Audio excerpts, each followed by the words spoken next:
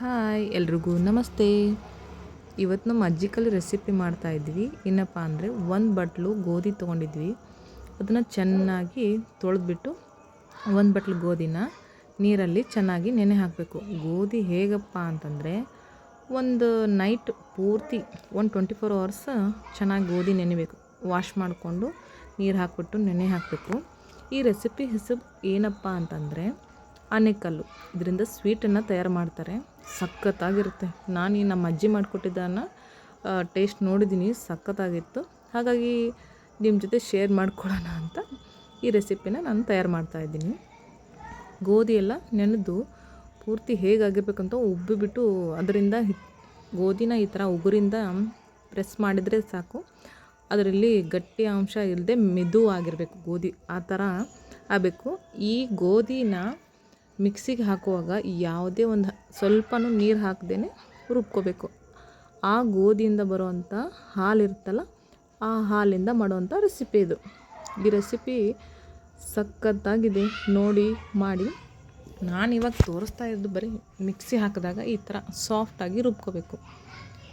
ಅಷ್ಟೊಂದು ಸಾಫ್ಟ್ ತರಿಯಾಗಿರ್ಬೇಕು ಸ್ವಲ್ಪ. ಯಾಕಂದರೆ ಇದನ್ನು ಒಂದು ಕಾಟನ್ ಬಟ್ಟೆಯಿಂದ ನಾವು ಅದನ್ನು ಹಿಂಡ್ಕೋಬೇಕು. ಅದರಲ್ಲಿ ಬರೋ ಹಾಲಿನಿಂದ ಅಷ್ಟೇ ನಾವು ಇದು ರೆಸಿಪಿನ ಮಾಡ್ತಾ ಇರೋದು. ಅದರಿಂದ ಸ್ವೀಟ್ ಮಾಡಿದರೆ ಸಖತ್ತಾಗಿರುತ್ತೆ. ನೀವು ಕೇಳಿರ್ಬೋದು, ನಮ್ಮ ಕಡೆ ಇದು ಒಂಥರ ಸ್ಪೆಷಲ್ಲು. ಯಾವಾಗಲೂ ನಮ್ಮ ಅಜ್ಜಿ ಕಾಲದಲ್ಲಿ ಇದನ್ನು ಮಾಡ್ತಿದ್ರಂತೆ. ನಮ್ಮಮ್ಮ ಇದಕ್ಕೆ ಮಾಡೋಕ್ಕೆ ಹೇಳಿಕೊಟ್ರು, ಹೆಲ್ಪ್ ಮಾಡಿದ್ರು. ಹಾಗಾಗಿ ನಾನು ತಯಾರು ಮಾಡಿದೆ. ಇದು ಹಾಲನ್ನ ಎಲ್ಲ ಚೆನ್ನಾಗಿ ಹಿಂಡ್ಕೋಬೇಕು, ಗಟ್ಟಿಯಾಗಿರುತ್ತೆ ಹಾಲು. ಇದನ್ನು ನೀರಿನ ಅಂಶ ಬಂದಿದ್ದನ್ನು ಕೂಡ ನಾವು ತೆಗೆದು ಹಾಕಬೇಕು, ವೇಸ್ಟ್ ಆಗಿ ಅದು. ಇವಾಗ ನೋಡ್ತಾ ಇರ್ಬೋದು, ಇದು ವೇಸ್ಟು. ಈ ಗೋಧಿ ಏನು ಮೇಲಿಂದ ತೌಡು ಬಂದಿರುತ್ತಲ್ಲ ಅದೆಲ್ಲ ವೇಸ್ಟ್ ಆಗಿರುತ್ತೆ. ನೋಡಿ, ಎರಡನೇ ಪ್ರೊಸೆಸಿಂಗ್ 2 ಸಲ ನಾನು ಇದನ್ನು ರುಬ್ಕೊಂಡೆ. 1 ಕಪ್ಪಲ್ಲಿ 2 ಸಲ ರುಬ್ಕೊಂಡಿದ್ದೀನಿ. ಇದು ಕೂಡ ಗಟ್ಟಿಯಾಗಿ ಹಾಲು ಬರೋವರೆಗೂ ನಾವು ರುಬ್ಕೋಬೇಕು. ಹಿಂಡ್ಕೊಂಡು ಹಾಲನ್ನ ತಕ್ಕೋಬೇಕು. ನೋಡ್ತಾ ಇದ್ದೀರಿ ಅನ್ಕೊತಾ ಇದ್ದೀನಿ ಹಾಲು ಯಾವ ಥರ ಬರ್ತಾಯಿದೆ ಅಂತ. ನೋಡಿ ಇದನ್ನು ಒಂದು 10-15 ನಿಮಿಷ ಸೈಡ್ ಇಟ್ಬಿಡಬೇಕು. ನಂತರ ನೋಡಿ, ಇವಾಗ ಮೇಲ್ಗಡೆ ತಿಳಿಯಾದದ್ದು ನೀರು ಬಂದಿದೆಯಲ್ಲ, ಅದನ್ನೆಲ್ಲ ಒಂದು ವೇಸ್ಟ್ ಅದು ನೀರು, ಹಾಗಾಗಿ ಅದನ್ನು ಬಸ್ಕೊಂಬಿಡಬೇಕು. ನೀರು ಬಂತಲ್ಲ, ನಂತರ ಇನ್ನೂ ಅದರಲ್ಲಿ ನೀರಿನ ಅಂಶ ಇರೋದ್ರಿಂದ ಇನ್ನೊಂದು 10-15 ನಿಮಿಷ ಬಿಟ್ಟು ಅದು ನೀರು, ಆ ಹಾಲೇನಿದೆ ತಿಳಿಯಾಗಿ ಕಾಣಬಾರ್ದು. ಈ ಮುಳ್ಳನ್ನು ಚುಚ್ಕೋಬೇಕು. ಈ ಅಜ್ಜಿ ಹೇಳಿದ ರೆಸಿಪಿ ಇದು. ಅವಾಗೆಲ್ಲ ಹೀಗೆ ಮಾಡ್ತಿದ್ರಂತೆ. ನಮ್ಮ ಮನೆ ಹತ್ತಿರ ಒಂದು ಗಿಡ ಇತ್ತು, ಹಾಗಾಗಿ ತೊಗೊಂಡು ಬಂದು ನಾನು ಈ ಸಾಣಿಗೆಗೆ ಮುಳ್ಳನ್ನ ಚುಚ್ಕೊಂಡು ಆ ಹಾಲನ್ನ ಅದ್ರ ಮೇಲೆ ಹಾಕಿದರೆ ಆ ಹಾಲು ಗುಂಟ ತಳಗಿಳಿತಲ್ಲ, ಅದೇ ಆನೆಕಲ್ಲು. ನೋಡಿ ಮಾಡ್ತಾಯಿದ್ವಿ, ಇದನ್ನು ತಯಾರು ಮಾಡಿದ್ವಿ. ಇವಾಗ ನೋಡಿ, ಹಾಲಿನಲ್ಲಿರುವಂಥ ನೀರಿನ ಅಂಶ ಎಲ್ಲ ತೆಗೆದುಬಿಟ್ಟು ಗಟ್ಟಿಯಾದ ಹಾಲು ಇಷ್ಟೇ ಬಂದಿರೋದು. ಇವಾಗ ಇದನ್ನು ಹಾಕಿಬಿಟ್ರೆ ಗುಂಡು ಬೀಳ್ತಾವಲ್ಲ, ಇದೇ ಆನೆಕಲ್ಲು. ಇದನ್ನು ಕಾಟನ್ ಬಟ್ಟೆ ಮೇಲೆ ಹಾಕಿರ್ತೀವಲ್ಲ, ಆದ ತಕ್ಷಣವೇ ಅದು ಏನಾಗುತ್ತೆ, ಫ್ಯಾನ್ ಗಾಳಿಗೆ ಗಟ್ಟಿಯಾಗಿಬಿಡುತ್ತೆ. ನೋಡ್ತಾ ಇರ್ಬೋದು ನೀವು, ಕಾಟನ್ ಬಟ್ಟೆ ಮೇಲೆ ಹಾಕ್ತಾಯಿದ್ದೀವಿ.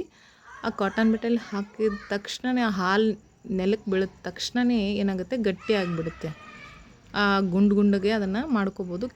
ನಮ್ಗೆ ಅದ್ರ ಬಗ್ಗೆ ಅಷ್ಟೊಂದು ಗೊತ್ತಿಲ್ಲ, ಹಾಗಾಗಿ ಸ್ವಲ್ಪ ಒಂದು ರೌಂಡ್ ಶೇಪ್, ಒಂದು ಚಪ್ಪಟೆ ಆಕಾರ ಎಲ್ಲನೂ ಅದು ನೋಡಿ, ಈ ಥರ ಅದು ಪ್ರೆಸ್ ಮಾಡಿದ್ರೆ ಮೇಲೆದ್ದು ಬಂದುಬಿಡುತ್ತೆ ಕಾಟನ್ನಿಂದ. ಇದನ್ನು ಆನೆಕಲ್ಲು ಅಂತ ಅಂತಾರೆ ನಮ್ಮ ಕಡೆ. ಇದನ್ನು ನಾವು ಬಿಸಿಲಿಗೆ ತೆಗೆದಿಟ್ಕೊಂಡು ಬಿಸಿಲಿಗೆ ಒಣಗಿಸಿ ಆಮೇಲೆ ಸ್ವೀಟನ್ನ ತಯಾರು ಮಾಡ್ತಿದ್ರಂತೆ. ಇದು ನಮ್ಮ ಅಜ್ಜಿ ಫೇವ್ರೆಟ್ ರೆಸಿಪಿ. ಹಾಗಾಗಿ ನಿಮ್ಮ ಜೊತೆ ನಾನು ಶೇರ್ ಮಾಡ್ಕೊತಾ ಇದ್ದೀನಿ. ನೀವು ಇದನ್ನು ಟ್ರೈ ಮಾಡಲೇಬೇಕು, ಸಖತ್ತಾಗಿರುತ್ತೆ. ಇದನ್ನು ನೆಕ್ಸ್ಟ್ ವಿಡಿಯೋದಲ್ಲಿ ನಾನೇನು ಮಾಡ್ತೀನಿ, ಸ್ವೀಟ್ ಮಾಡಿದ್ದನ್ನು ನಿಮಗೆ ತೋರಿಸ್ತೀನಿ. ಇವಾಗ ಏನಪ್ಪ ಅಂದರೆ ಆನೆಕಲ್ಲು ಮಾಡಿರೋದು ಅಷ್ಟೇ ರೆಸಿಪಿ ಇದರಲ್ಲಿ ಹಾಕಿದ್ದೀನಿ. ನೆಕ್ಸ್ಟ್ ವಿಡಿಯೋದಲ್ಲಿ ಇದರಿಂದ ಸ್ವೀಟ್ ಹೇಗೆ ತಯಾರು ಮಾಡೋದು ಅಂತ ನಿಮಗೆ ತೋರಿಸ್ತೀನಿ. ನೋಡ್ತಾ ಇರ್ಬೋದು ನೋಡಿ, ಇಷ್ಟೊಂದು ಆನೆಕಲ್ಲು ಬಂದುಬಿಟ್ಟು ಎಲ್ಲ ಬಟ್ಟೆಯಿಂದ ಒಂದು ಅರ್ಧ ಗಂಟೆಯಲ್ಲಿ ಹಾಕಿದ ತಕ್ಷಣ ಫ್ಯಾನಿನ ಗಾಳಿಗೆ ಎಲ್ಲ ತೆಗ್ಕೊಂಬಿಟ್ಟಿವಿ ನಾವು. ಸಖತ್ತಾಗಿ ಬಂದು ಎಲ್ಲ ನೋಡ್ತಾ ಇರ್ಬೋದು ನೀವು. ಇದನ್ನು ನೋಡಿ ಲೈಕ್ ಮಾಡಿ, ಶೇರ್ ಮಾಡಿ, ಕಮೆಂಟ್ ಮಾಡಿ. ದಯವಿಟ್ಟು ಎಲ್ಲರೂ ಸಬ್ಸ್ಕ್ರೈಬ್ ಮಾಡ್ಕೊಳ್ಳಿ ಅಂತ ಕೇಳ್ಕೊತೀನಿ ಪ್ಲೀಸ್. ಎಲ್ಲರೂ ಏನಾದರೂ ಕ್ವಶನ್ಸ್ ಇದ್ದರೆ ಕಮೆಂಟ್ ಮಾಡಿ. ಏನಾದರೂ ಕೇಳೋದ್ರ ಬಗ್ಗೆ, ನೀವು ಯಾವ ಥರ ಈ ಥರ ರೆಸಿಪಿ ನಿಮ್ಗೆ ಏನಾದರೂ ಗೊತ್ತಿದ್ದರೆ ಕಮೆಂಟ್ ಮಾಡಿ, ಶೇರ್ ಮಾಡಿ, ಲೈಕ್ ಮಾಡಿ. ಸಬ್ಸ್ಕ್ರೈಬ್ ಅಂದ್ಕೊಂಡು ಮೊದಲೇ ಮಾಡ್ಕೊಳ್ಳಿ ಅಂತ ಹೇಳ್ತಾ ಇದ್ದೀನಿ. Thank you so much. Anekal ready ಆದವು, ನೋಡ್ತಾ ಇರ್ಬೋದು ನೀವು. ಎಲ್ಲರೂ ನೋಡಿದ್ದೀರ ಅಂತ ಅಂದ್ಕೊಂಡಿದ್ದೀನಿ. ಥ್ಯಾಂಕ್ ಯು, ಧನ್ಯವಾದಗಳು. ಮುಂದಿನ ವಿಡಿಯೋದಲ್ಲಿ ಸ್ವೀಟ್ ತಯಾರು ಮಾಡಿದ್ದನ್ನು ನಾನು ಹಾಕ್ತೀನಿ. Thank you.